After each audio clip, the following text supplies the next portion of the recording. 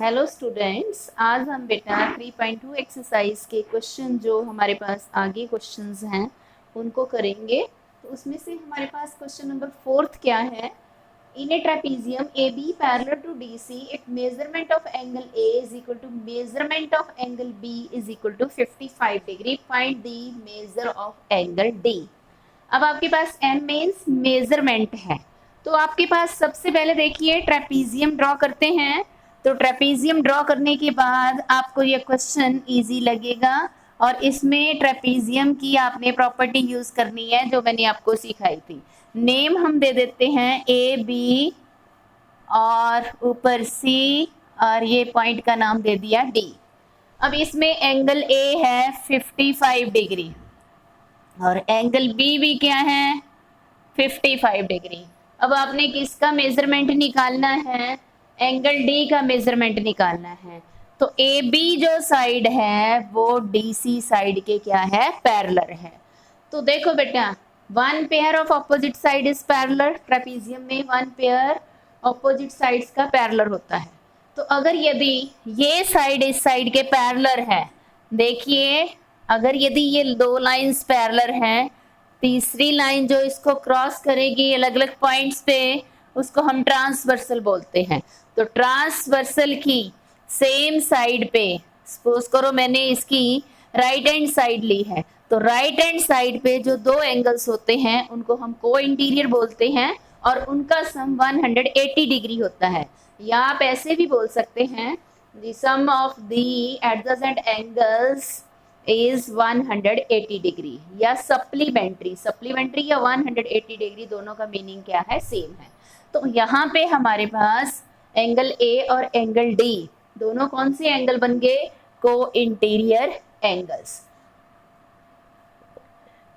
इन trapezium, कौन सी trapezium की बात कर रहा है बेटा, वो ए बी सी डी। तो हमने क्या करना है, angle A plus angle D is, देखो ए का मेजरमेंट आपको पता है, ये है 180 डिग्री। इनका नाम क्या देंगे, को इंटीरियर एंगल्स। अब ए की प्लेस पे हमने 55 डिग्री रख दिया तो एंगल डी का मेजरमेंट हमारे पास आ गया। So angle D is 180 minus 55 is 125 degree. So angle D is equal to 125 degree हमारा आंसर आ गया। Dear students, question number 5. In a parallelogram PQRS, angle P is 2x plus 20 degree and its opposite angle R is equal to 3x minus 30 degree. Find the value of x। यहाँ पे बेटा आपने parallelogram की property का use करना है। तो हमें एक पैरेललोग्राम को ड्रॉ कर लेते हैं। तो इसका नाम हमने लिख दिया ए, ये P, यहाँ जो नाम है आपने वही लिखना है। अगर यदि नाम गिवन नहीं है तो आप अपनी मर्जी से कोई भी नेम दे सकते हैं। PQRS। अब एंगल P का मेजरमेंट है आपके पास 2x प्लस 20 डिग्री और इसके ऑपोजिट एंगल है R, उसका मेजरमेंट है 3x माइनस 30 डिग्री। अब देखो बेटा हम कौन सी प्रॉपर्टी लगेगी, पैरेललोग्राम के ऊपर कौन सी प्रॉपर्टी लगाओगे x का मेजरमेंट फाइंड आउट करने के लिए। देखो बेटा इसमें हमारे पास एंगल P और R दोनों क्या हैं, ऑपोजिट एंगल्स हैं। तो हमने पैरेललोग्राम की एक प्रॉपर्टी पढ़ी थी जिसमें क्या था, opposite angles of the parallelogram are equal. तो दोनों एंगल्स को हम इक्वेट कर देंगे तो हमारे पास x की वैल्यू आ जाएगी।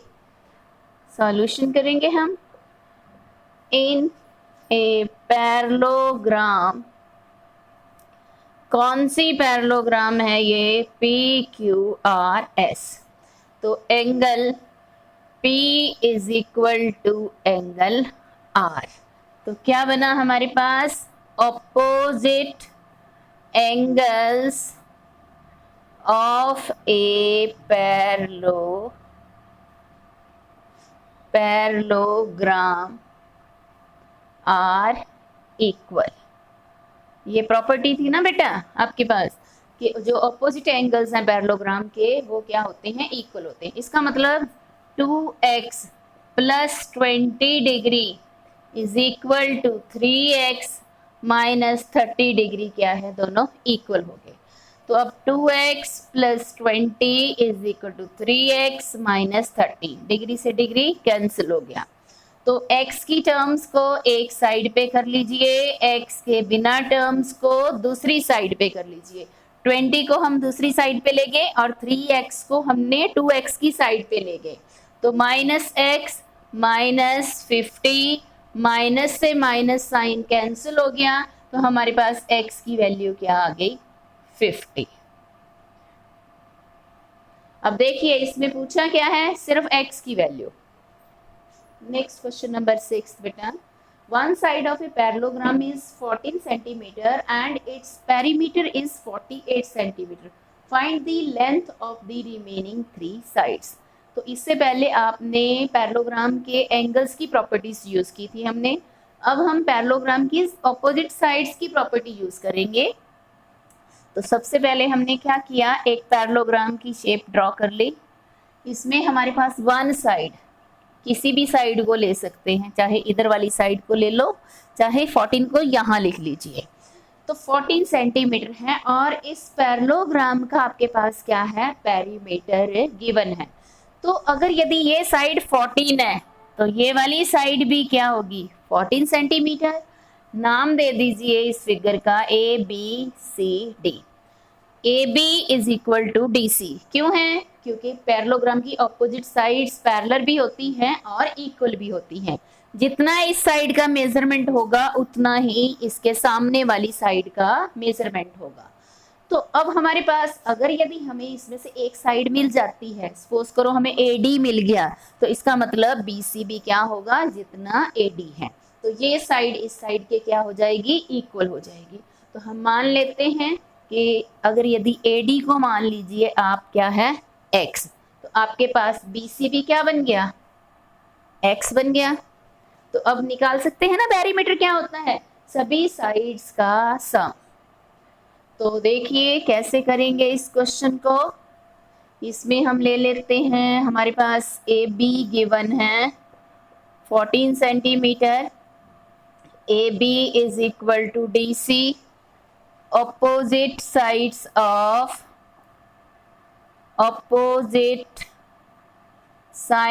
of a parallelogram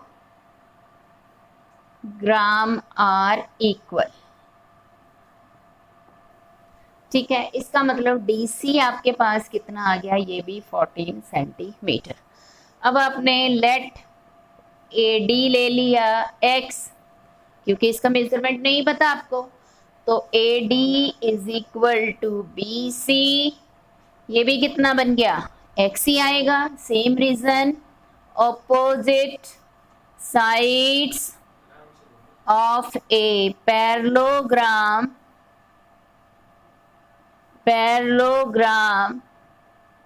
are equal. अब पैरेललोग्राम पूरा नहीं लिखना चाहते तो इसकी प्लेस पे आप पैरेललोग्राम को ऐसे भी लिख सकते हैं, इसका मीनिंग है पैरेललोग्राम।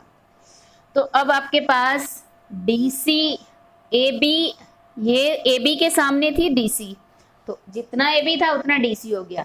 अब AD के सामने क्या है, आपके पास BC है, तो BC का मेजरमेंट भी आपके पास क्या बन गया, x। इतना क्लियर हो गया बेटा। तो AD को भी सेंटीमीटर में ले लीजिए और BC को भी क्या ले लीजिए, सेंटीमीटर में। तो अब इसके सभी एंगल्स का सम कर दीजिए।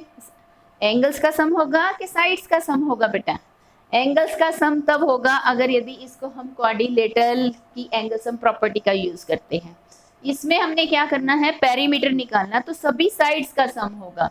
तो पेरीमीटर लिखते हैं, पेरीमीटर ऑफ ए पैरेललोग्राम क्या होता है आपके पास, सम ऑफ ऑल साइड्स, सभी साइड्स का सम। अब आपके पास पेरीमीटर गिवन है 48, सभी साइड्स कौन कौन सी हैं, A B plus B C plus C D plus D A. तो 48 is equal to 14 plus x plus 14 plus x.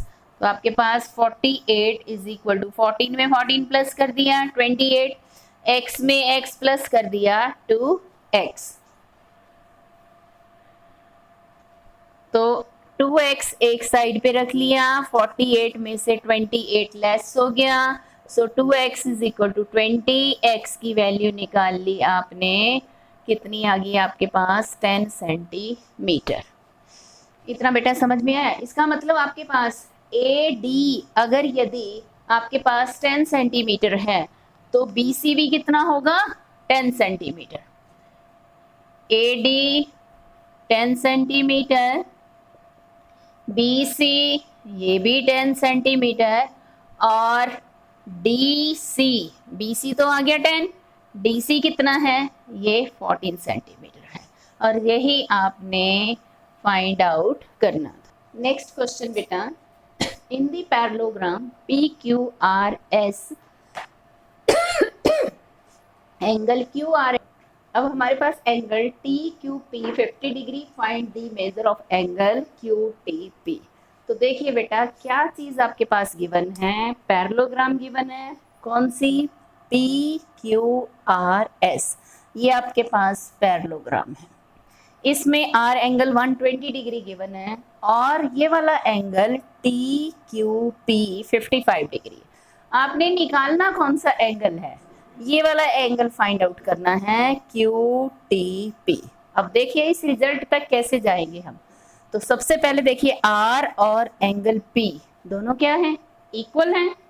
तो हम क्या लेंगे इसमें, इन पैरेललोग्राम, कौन सी पैरेललोग्राम है आपके पास, कौन सी पैरेललोग्राम है PQRS।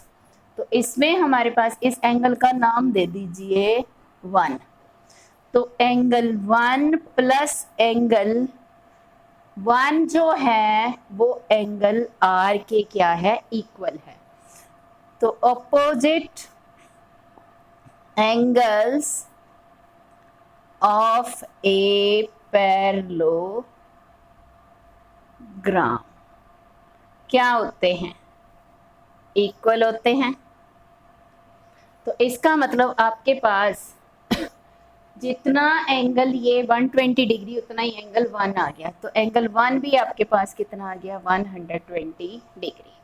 तो अब आपने ये वाला एंगल फाइंड आउट कर लिया, तो लीनियर पेयर की हेल्प से आप एंगल 2 फाइंड आउट कर लेंगे।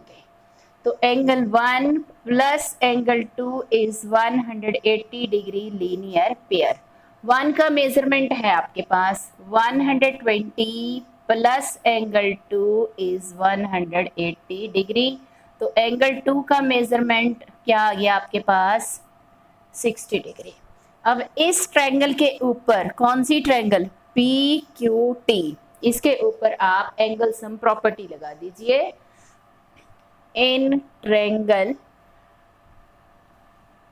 PQT, इसके ऊपर एंगल सम प्रॉपर्टी लगाई, इस एंगल का नाम ले लीजिए 3 और इसका नाम देना चाहते हो, इसका नाम दे दीजिए 4।